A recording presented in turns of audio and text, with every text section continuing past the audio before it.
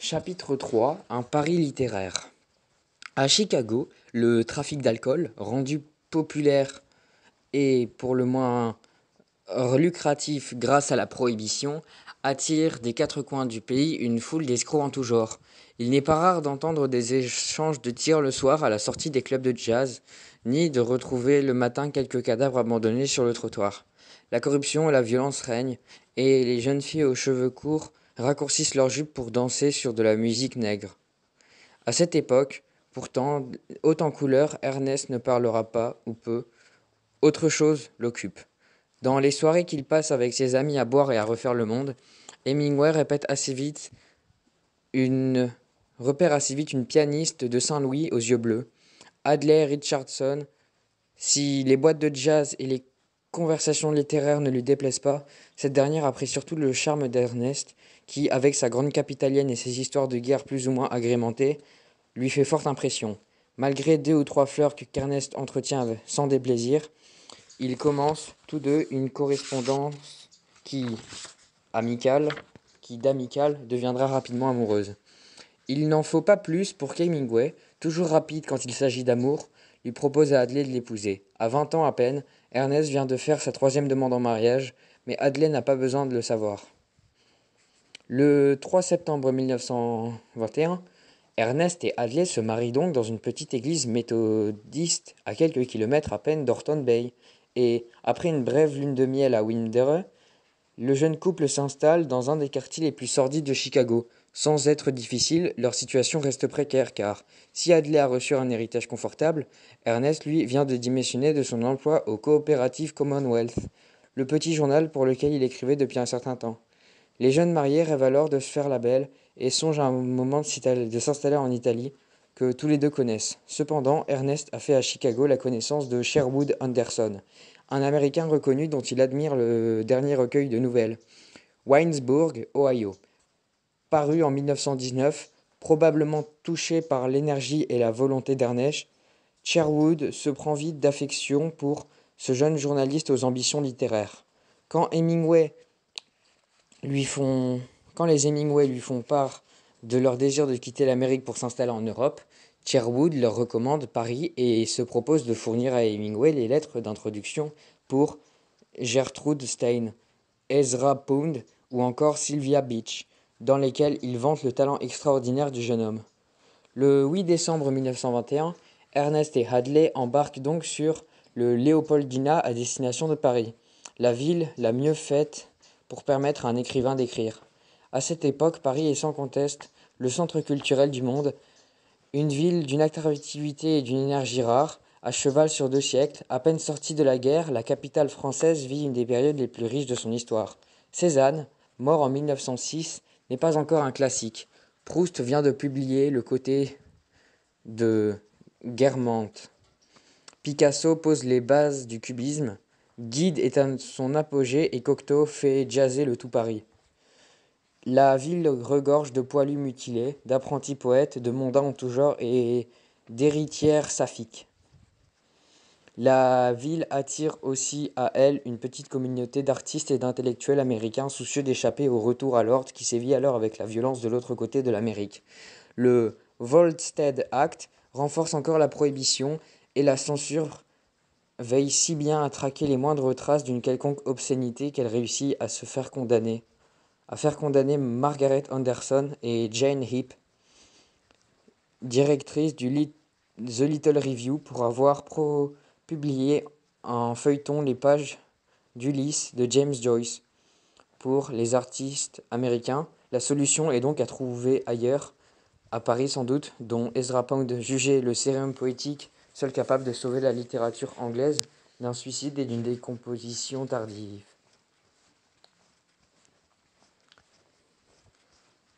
Et la littérature américaine d'un suicide et d'une décomposition précoce. Peu avant Noël 1921, Hemingway arrive donc à Paris. Ils passent leur premier jour dans un petit hôtel de la rue Jacob et s'installent ensuite au 74 rue du Cardinal Lemoine, dans le 5e arrondissement. Leurs appartements n'a pas, loin s'il en faut, le confort moderne, petit et relativement sombre. Il est chauffé que par un poêle et les Hemingway n'ont pour salle de bain qu'une vague pièce d'eau, installée dans un placard. Mais ils sont jeunes, amoureux, et la ville leur ouvre les bras. Ils la parcourent de part en part, émerveillés par la beauté des monuments, le charme des bouquinistes et les prix dérisoires des restaurants. En plus de l'émulation artistique, les Américains profitent alors d'un taux de change particulièrement favorable, d'autant plus bienvenu que Hadley a certes une rente de 3 000 $ par an, mais que les appointements d'Hemingway comme correspondant étranger du Toronto Star ne dépassent pas les 75 $ par semaine. Pourtant, rien n'entame le bonheur du jeune couple ni l'énergie débordante d'Ernest, qui s'arrache alors à écrire ses premiers contes, inspiré par ses souvenirs du Michigan. Il y travaille chaque jour avec ardeur, et que ce soit dans la petite chambre qu'il a louée rue Descartes, ou encore dans les cafés où il aime s'installer, comme c'est la mode à l'époque. Un cahier à couverture bleue, 2 crayons et un taille-crayon. Les tables de plateau en marbre, le parfum du petit matin, beaucoup de sueur et un mouchoir pour l'éponger. Et de la chance, voilà tout ce qu'il vous fallait. C'est là, une patte de lapin et un marron d'Inde en guise de porte-bonheur dans la poche, qu'il compose de ses premières nouvelles et invente le personnage de Nick Adams. Paris était une très vieille ville, écrit Hemingway dans Paris est une fête, et nous étions jeunes et rien n'y était simple, ni même la pauvreté, ni la richesse. Soudaine, ni le clair de lune, ni le bien, ni le mal, ni le souffle d'un être endormi à vos côtés dans le clair de lune. Mais Hemingway travaille avec acharnement même, et celui qui a fait son travail en retire des satisfactions n'est pas aussi affecté par la pauvreté. Si Ernest travaille avec courage et application, il sait aussi qu'il ne faut négliger ni la chance ni les relations sociales. Grâce aux lettres de Sherwood Anderson, il fait, dès le premier mois de son arrivée à Paris, la rencontre du poète Ezra Pound, après avoir vécu brièvement à Venise. Pound rejoint Londres en 1909 et y fait connaissance de tous les auteurs majeurs de l'époque. Secrétaire particulier de Yeats pendant la Première Guerre mondiale, il connaît aussi Ford, Maddox Ford, Henry James, Joseph Conrad et collabore à de nombreuses revues littéraires, à Paris où il s'installe en 1920. Pound devient donc rapidement un des piliers de l'avant-garde américaine. Pour Hemingway, cette rencontre sera capitale. Découvrir tout ce nouveau monde d'écrivains et avoir du temps libre, du temps pour lire, dans une ville comme Paris où l'on pouvait bien vivre et bien travailler, est une chance inespérée. On imagine en effet facilement l'état d'excitation dans lequel Hemingway devait être. En quelques semaines à peine, il se marie, quitte sa famille, son pays, s'installe à Paris et rencontre un des plus grands auteurs de la langue anglaise. Sympathique qui plus est, Ezra était l'écrivain le plus généreux que j'ai connu. Ezra est le plus désintéressé, écrit Ernest dans Paris est une fête. Il aidait les poètes et il aurait aidé quiconque avait besoin de lui. Contre quelques leçons de boxe. Contre quelques leçons de boxe, Ezra prodigue en effet à Ernest un certain nombre de conseils, car en plus d'être un poète reconnu, c'est aussi un critique averti et intelligent. C'est sous mon influence, entre autres, qu'Hemingway mettra en place l'économie stylistique qui deviendra plus tard sa marque de fabrique. C'est aussi grâce à lui qu'il découvre les grands auteurs russes, comme Tourgueniev, Dostoïevski et surtout Tolstoï, son maître. Les lettres de recommandation, Ernest n'en a pas eu besoin pour aller chez Sylvia Beach, sa librairie. Shakespeare & Co., située aux 12 rue de l'Odéon, est le point de rendez-vous de tous les écrivains américains de la capitale. Un lieu immanquable pour qui veut se sentir le cœur battant de l'avant-garde. Et là, les tapis orientaux s'empilent les uns sur les autres. Les livres et les revues grimpent jusqu'au plafond. Il est même possible, avec un peu de chance, d'y croiser Guide ou Lardot, ainsi que certains autres écrivains moins illustres. J'étais très intimidé quand j'entrais pour la première fois dans la librairie et je n'avais même pas assez d'argent sur moi pour m'inscrire à la librairie de près, écrira-t-il.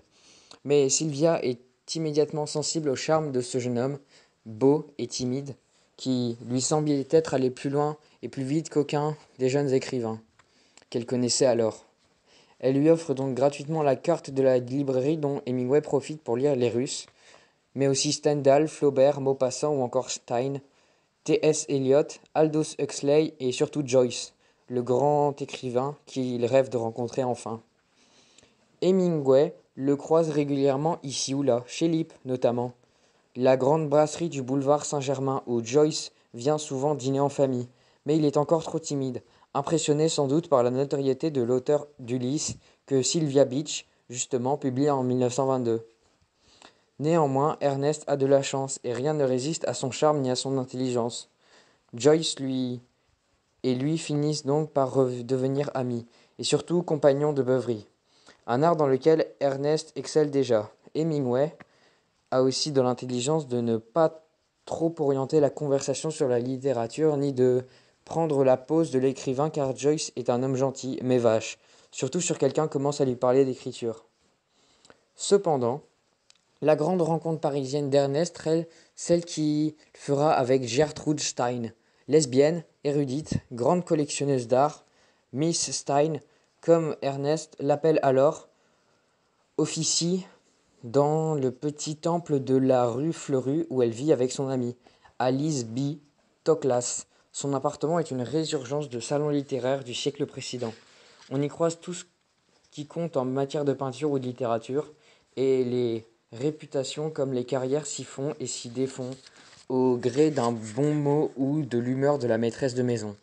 En quelques semaines, Miss Stein, impressionnée par l'extraordinaire beauté d'Hemingway, lui offre les portes de son appartement. Il y passe alors souvent, fois par semaine, pour s'y réchauffer à l'aide d'un alcool de Mirabelle et recevoir les conseils généreux dispensés par son hôtesse, qui ne déteste apparemment pas faire la leçon, si elle connaît assez vite chez Ernest un talent indéniable et corrige ses manuscrits. Elle participe aussi au déniaisement d'Hemingway, qui avait déjà appris à cette époque que tout ce qu'il ne comprenait pas avait sans doute quelque rapport avec la sexualité. Car si Ernest a certes déjà vu la guerre, il est encore, par certains aspects, influencé par l'éducation puritaine reçue à Oak Park. Chez elle, Ernest apprend donc beaucoup, et l'élève encore docile, il reprend encore là-haut dans le Michigan, que Miss Stein juge inaccrochable. Personne n'a besoin de ce genre de littérature, écrira-t-il dans plus de 30 ans après Dans Paris est une fête. Mais on finira par me comprendre, de même qu'on a toujours fini par comprendre les peintres. Hemingway pense sans doute à Cézanne qu'il a découvert, avec Picasso, rue de Fleurus. Les tableaux de Cézanne m'apprenaient qu'il ne suffisait pas d'écrire des phrases simples et vraies pour que mes œuvres acquièrent la dimension que je tentais de leur donner. Voilà la direction qu'Ernest se donne alors. Écrire une seule phrase vraie. Débrouiller la littérature de tout ce qui encombre l'expression sincère de l'émotion. Les premiers mois à Paris sont pour Ernest une période heureuse, excitante même. Les portes s'ouvrent une à une devant lui. Il a rencontré en moins de 6 mois tous les plus grands auteurs présents dans la capitale, et, pour le moment, tout se passe bien avec Adley. À Paris, Ernest renoue aussi avec une ancienne passion, laissée de côté depuis San Siro, les chevaux. Avec l'application qu'il met dans toute chose, il devient vite un habitué et un spécialiste des champs de course. Il est même à l'époque le seul étranger à avoir accès aux entraînements, avantage non négligeable lorsqu'il s'agit de parier. Car Ernest est bien plus qu'un spectateur, c'est un joueur, même si, en Esther, il apprécie le spectacle. Tout est si beau dans cette lumière bruneuse. Degas aurait pu prendre cette scène et rendre cette lumière de telle façon qu'elle aurait été encore plus vraie sur la toile que celle que nous le voyons en ce moment, dira-t-il en 1950 à Hotchner, avec qui il séjourne à Paris. Voilà quel doit être le rôle de l'artiste. Il faut que sur une toile ou sur une page imprimée, il capture la chose avec une telle vérité que son exaltation se perpétue dans son œuvre. Il est étonnant de constater que 30 ans plus tard, les préoccupations littéraires d'Ernest semblent les mêmes: vérité, honnêteté, sincérité. Tout est littérature, même les courses. Pour l'heure, cependant, Ernest n'y va pas chercher l'inspiration. C'est l'argent dont il a besoin. Il joue, gagne parfois de quoi vivre 6 ou 8 mois, mais perd aussi sans doute, et plus de temps que d'argent. Car la grande affaire d'Ernest reste encore et toujours la littérature, écrire, se battre avec des mots, apprendre le métier en devenir, enfin un écrivain. Derrière cette vie apparemment insouciante, Ernest vit en effet dans l'angoisse de ne pas devenir le grand homme qu'il se sent être au fond de lui-même, et pour cela, une seule solution, le travail, encore. Rien ne lui vient facilement, écrit Dorothy Parker, le scénariste, la scénariste. Il se bat, pose un mot, le barre et recommence. Il est d'un courage absolu, sueur, chance, courage, comme sur un ring. Ernest n'abandonne pas le combat si facilement, voilà sans doute ce qui le différencie de la bohème américaine qui, en quelques années, a envahi Paris. Dans un article pour le Toronto Star, daté du 25 mars 1922, Hemingway n'a pas de mots assez durs pour qualifier les faiseurs qui encombrent le boulevard Montparnasse. La fange de Greenwich Village a été écumée et renversée sur le secteur de Paris, attenant au café de la Rodonte. C'est une race aux comportements étranges et aux allures étranges. Ils se sont tous donné tant de mal pour obtenir un individualisme débraillé dans leurs vêtements qu'ils sont parvenus à une espèce d'uniformité dans l'excentricité. Ce sont presque des fainéants dépensant l'énergie que met un artiste dans son œuvre créatrice à parler de ce qu'ils vont faire, à condamner l'œuvre de tous les artistes qui ont atteint quelques degrés de notoriété. Pas de Rodonte alors, ni de Select pour Ernest. Il est impensable pour lui d'être un saint, tant soit peu comparé à ce groupe de gens qui profitent de la vie sans la respecter ni travailler. Il n'y a pour Hemingway qu'un seul mot d'ordre, écrire. Pour Ernest, le grand voyageur, Paris sera le port d'attache idéal. Toujours sujet à des phases de dépression consécutives à ses blessures, Hemingway supporte mal l'hiver et préfère de loin les pins enneigés à la pluie des platanes parisiens. Heureusement, la Suisse et l'Italie ne sont pas loin, et le jeune couple y séjourne souvent pour y faire du ski et se reposer de la vie parisienne. En mai 1922, Ernest et Adlai sont à Chambly-sur-Montreux, puis descendre jusqu'à Milan, à pied, par le col du Grand Saint-Bernard. Quelques semaines plus tard, ils rejoignent Chio, puis Fossalta, où Hemingway retrouve ses souvenirs de guerre. Au nom du ciel, écrit-il à Bill Horn, ne reviens jamais en arrière en aucun cas, car tout est mort. Pendant l'été, Hemingway parcourt l'Allemagne et, après un rapide passage à Paris, quitte à nouveau la capitale et rejoint Constantinople où il couvre le conflit gréco-turc pour le Toronto Star.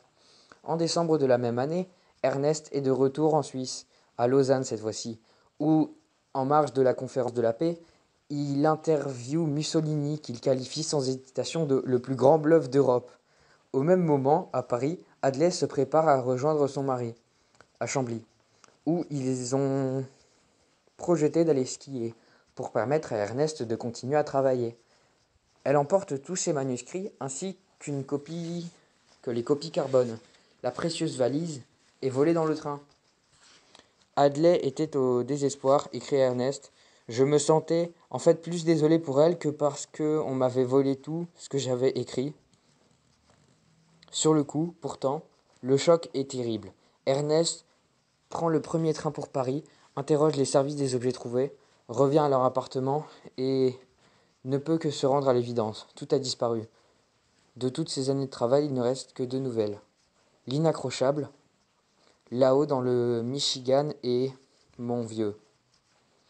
Une histoire de course. Ce sont ces 2 textes qui constitueront le point de départ du premier recueil de nouvelles d'Hemingway. 3 histoires et 10 poèmes, parus en 1923 à l'enseigne de la Contact Publishing Company que dirige Robert McAlmon. Le tirage est faible, symbolique même, mais enfin pour la première fois, Ernest peut voir son nom sur la couverture d'un livre.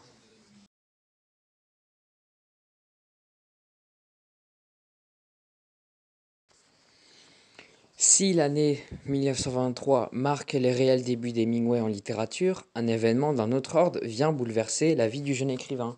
Adlai, malgré toutes leurs précautions, vient de tomber enceinte. Il serait difficile de dire que la nouvelle est bien accueillie. À peine le sait-il qu'Ernest se rend chez Miss Stein pour se plaindre de ce changement inattendu. Il est trop jeune et bien trop pauvre pour être père. Comment ce nouveau venu ne pourra-t-il pas perturber son travail? La question de toute évidence perturbe Hemingway. Pendant un instant, nous restâmes sans dire un mot, écrit-il dans L'adieu aux larmes. Catherine était assise sur le lit. Je la regardais, mais ne nous touchions pas. Nous étions séparés comme des gens qui se trouvent embarrassés parce que quelqu'un est entré brusquement dans la chambre. Tu n'as pas l'impression d'être pris au piège? Peut-être un peu, mais pas par toi, répond Frédéric. Nick Adams, dans La neige sur les champs, ne semble pas beaucoup plus enthousiasme. C'est tout à fait la poisse, bien que cette naissance à venir annonce un retour aux États-Unis que ni lui ni sa femme, Hélène, ne semblent souhaiter. Le 26 août 1923, Ernest et Hadley embarquent pour Toronto, où celle-ci préfère accoucher. Ni l'un ni l'autre ne quitte Paris avec plaisir, mais Ernest a réussi à se faire embaucher à plein temps pour le Toronto Star, pour 125 $ par semaine, tout juste de quoi élever correctement un nouveau-né. Sur place, rien ne va comme prévu. Les loyers sont exorbitants, le Canada ressemble au trou du cul fistulé du père des 7 nations, et au journal Hemingway est traité comme un débutant. Le temps libre que je comptais avoir dans ma chambre à écrire de bureau du journal ne s'est pas présenté.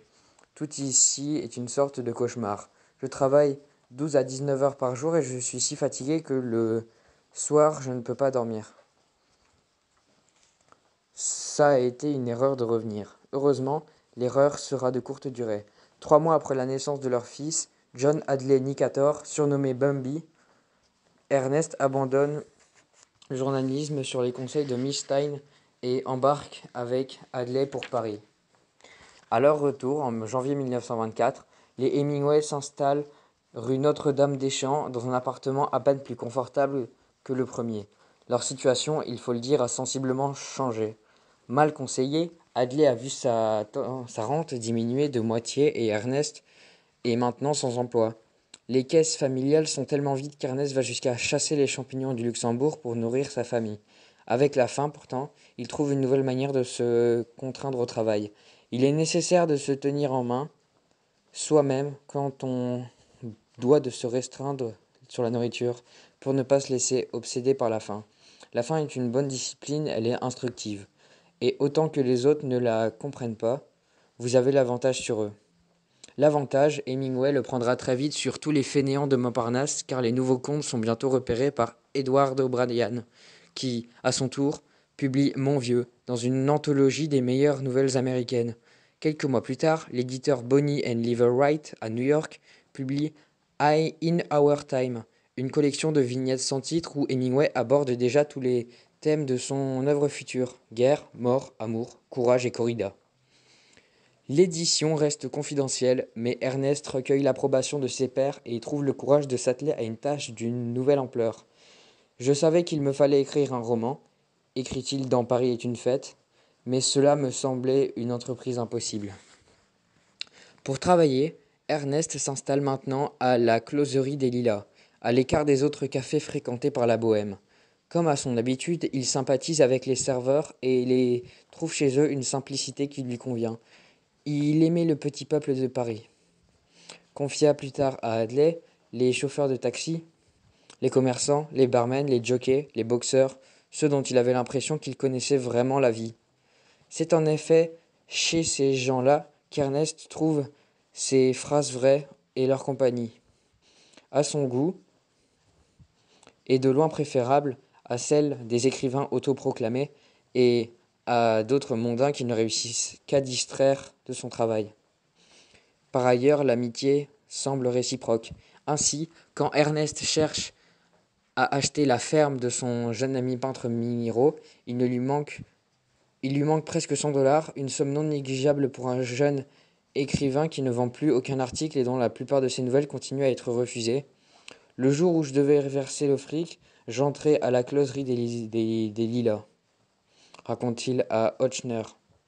Le barman se demandait ce qui n'allait pas et je lui parlais du tableau. Il passa discrètement un mot aux autres garçons, ils se cotisèrent pour me donner l'argent eux-mêmes. L'argent, Ernest en garde tout de même assez pour vivre l'hiver parisien. À partir de 1924, les Hemingway abandonnent donc la Suisse pour passer l'hiver en Autriche, à Schruns, dans le Vorarlberg, où il loge dans une petite pension familiale. Les chambres du taube étaient vastes et confortables, avec une grande poêle, de grandes fenêtres, de grands lits et de bonnes couvertures. Les repas étaient simples et excellents, et la salle à manger et le bar, tout en boiserie, étaient bien chauffés et accueillants. Un bar fournit la nature à portée de main, sa femme à ses côtés et tout le calme nécessaire pour travailler. Il n'en faut pas plus alors à Hemingway pour se remettre encore difficilement de la perte de ses manuscrits de jeunesse à Shrooms. Il se lie aussi d'amitié avec le petit peuple, chasseurs et bûcherons qu'il surnomme le Christ noir, à cause de sa grande barbe qu'il porte à l'époque. Avec eux, il retrouve la simplicité qui lui manque parfois à Paris, car, avec le succès naissant, Hemingway commence à attirer à lui une foule d'admirateurs, dont il se méfie tout particulièrement. Les riches qui, alors qu'ils ont prélevé l'aliment dont ils ont besoin, laissent quelque chose plus morte que la racine de n'importe quelle herbe, qu'aient jamais foulé les sabots des chevaux d'Attila. Au début de l'année 1925, Hemingway va se faire une nouvelle rencontre décisive en la personne de Francis Scott Fitzgerald. Malgré la première soirée douloureuse où Scott inonde littéralement Ernest de compliments avant de sombrer dans un profond coma éthylique, les deux hommes se lient progressivement d'une amitié sincère fondée sur leur passion commune pour la littérature. Et pourtant, Ernest repère vite ses faiblesses de Scott, son intolérance à l'alcool, sa fascination pour les riches et Zelda, sa femme. Un soir que les Fitzgerald donnaient un dîner dans leur appartement de la rue de Tite-Silt, dans le 16e arrondissement, Hemingway surprend une manœuvre de Zelda. Scott se conduisait comme il doit le faire à un hôte cordial et Zelda sourit joyeusement, avec les yeux et les bouches à la fois. Quand elle le vit boire du vin, j'appris à très bien reconnaître ce sourire. Il signifie qu'elle savait que Scott ne pourrait pas écrire. Pour Ernest, sans hésitation possible, Zelda est jalouse du talent et du succès de Scott. D'une certaine manière, les difficultés de Fitzgerald serviront de repoussoir à Hemingway. Il sait maintenant intimement qu'il faut travailler sans relâche et se méfier des distractions de la vie mondaine et des intrus qui commencent à envahir sa vie. Duff Dwisden, la socialité britannique aux mœurs légères, 2 fois marié, alcoolique, notoire, au visage d'ange, Gerald et Sarah Murphy, charmant et raffiné, mécène de Diaghilev et par ailleurs ami d'une certaine Pauline Pfeiffer, belle et riche, américaine qui travaille pour le magazine Vogue. Avec eux, Ernest se laisse malgré tout entraîner dans une vie brillante faite de soirées et de bals, de vacances sur la Riviera et de dîners alcoolisés. Tout Paris est une fête, semble imprégné du profond regret d'avoir cédé aux sirènes de cette vie artificielle. Au cours de notre première hiver en montagne, des nouveaux venus pénétrèrent profondément dans notre existence, et rien ne fut plus jamais comme avant. Un hiver de cauchemar déguisé en divertissement joyeux et suivi d'un été meurtrier. Ce fut l'année où les riches firent leur apparition. Hemingway, qui avait érigé la faim et la rigueur comme rempart, voit la fortune et l'insouciance détruire progressivement non seulement sa capacité de travail, mais aussi sa famille. C'est malgré tout à partir de ce moment passé avec les membres les plus émérites de la génération perdue qu'Hemingway écrit son premier grand roman. J'ai toujours eu le désir de devenir écrivain. À 20 ans, j'en pris vraiment la décision. Je savais que mes histoires étaient bonnes, bien que toutes mes tentatives pour séduire les éditeurs se fussent soldées par des échecs. J'étais d'autant plus découragé que tous mes amis écrivaient et étaient publiés, tandis que je planchais sur mes petites nouvelles dont personne ne voulait. Comment les autres s'y prenaient-ils? C'était pour moi un grand mystère. Je n'étais plus si jeune, 24 ans, il fallait donc me hâter. Je résolus d'écrire un roman. Ce fut à Valence que j'ai mis en chantier Le Soleil se lève aussi. 6 semaines plus tard, le manuscrit était terminé. Paru en octobre 1926, c'est Scribners, grâce à l'intervention de Fitzgerald.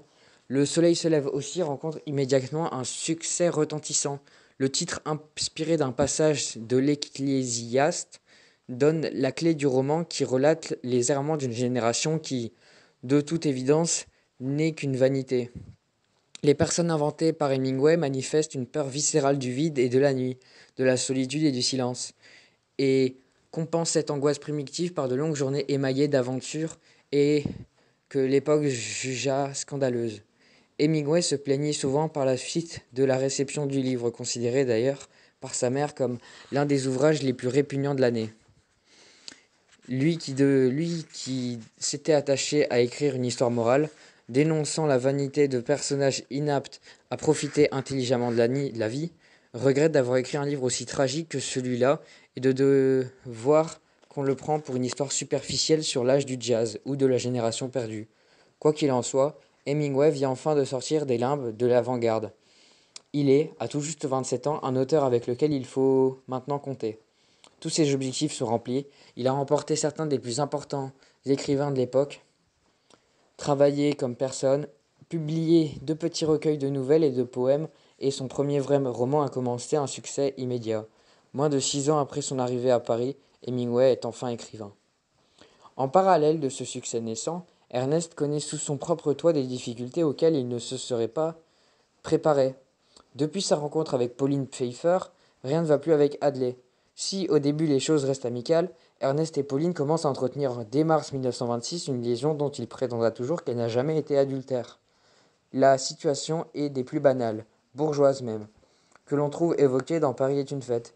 Une jeune femme célibataire devient provisoirement la meilleure amie d'une autre femme mariée.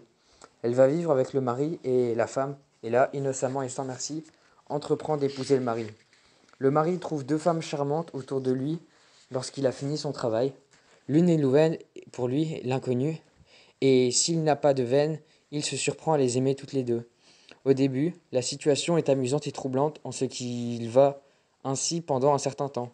Ce ménage à 3 en effet dure quelques mois, mais en mars 1927, la situation devient intenable et après moins de 6 ans de mariage, Ernest et Hadley divorcent, incapables de concevoir une relation hors mariage. Ernest se convertit au catholicisme et 2 mois plus tard, il épouse Pauline. Hemingway reviendra souvent à Paris au cours de sa vie, notamment pendant la Seconde Guerre mondiale, où la légende prétend avec complaisance qu'il a libéré le Ritz. C'est là qu'à la fin des années 1940, il retrouve 2 malles pleines de notes qui lui serviront à rédiger Paris est une fête. Si le lecteur le souhaite, écrit-il dans sa préface, ce livre peut être tenu pour une œuvre d'imagination. Mais il est toujours possible qu'une œuvre d'imagination jette quelques lueurs sur ce qui a été rapporté comme un fait. Écrit en grande partie à Cuba, ce livre témoigne de l'état d'excitation, voire d'urgence dans lequel Hemingway vivait alors. Il fallait aimer, voir, sentir, goûter, découvrir, travailler et surtout écrire. Devenir l'écrivain, enfin l'homme qu'il se sentait appelé à être.